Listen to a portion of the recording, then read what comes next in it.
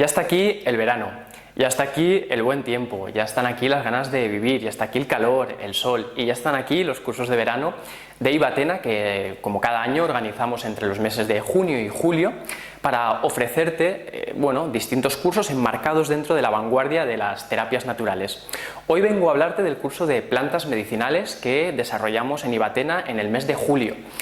Si eres de esas personas, como yo, que conectan con la naturaleza, que les gusta salir al campo, que tienen curiosidad por saber para qué sirven las plantas que crecen silvestres, en las orillas de los caminos, en los campos, en las montañas, y quieres saber por qué esas plantas crecen ahí y no crecen en otro lugar. Entonces este curso es para ti. En el curso de plantas medicinales vamos a aprender, vas a conocer desde los principios activos principales que generan esta acción terapéutica en el cuerpo humano al tomarnos las plantas,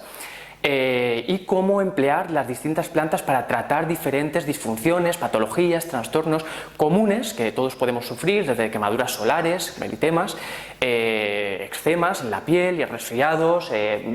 por ejemplo, garganta irritada, insomnio, nerviosismo, dolor de cabeza, y cómo aprender a usar estas plantas para tratar esto y desarrollar los productos fitoterapéuticos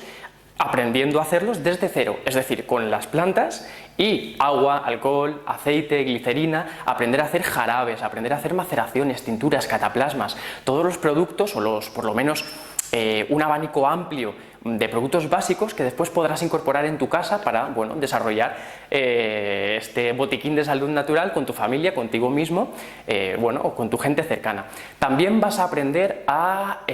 reconocer estas plantas medicinales en sus entornos, en sus ecosistemas naturales. Es decir, vamos a viajar a distintos ecosistemas de alto valor paisajístico de la Comunidad Valenciana para conocer de primera mano dónde vive el tomillo, dónde vive un gordolobo, dónde vive un sauco y por qué viven ahí y no viven en otro lugar y qué tenemos que tener en cuenta para identificarlos. Y además vamos a aprender también cómo está el marco legal para no tener problemas a la hora de